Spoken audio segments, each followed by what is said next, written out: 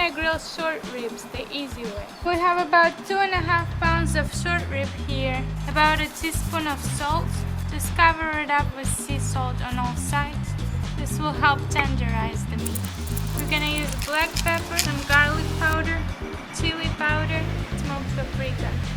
We're also gonna cover it with olive oil, and you can add some hot sauce if you like. So we're gonna rub it in and leave it for about an hour. We're gonna place the short rib over the direct heat for about 3 to 4 minutes.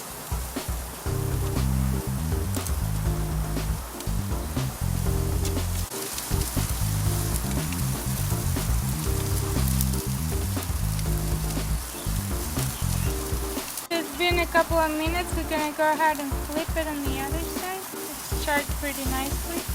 As we're waiting for the other side to crust, we're gonna place the iron skillet onto the indirect heat so that the pan warms up.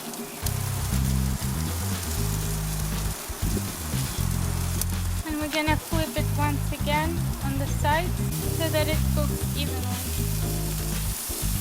And now we're gonna add some olive oil to the iron skillet. Let the olive oil heat up for about 30 seconds. Go ahead and place the short rib into the skillet.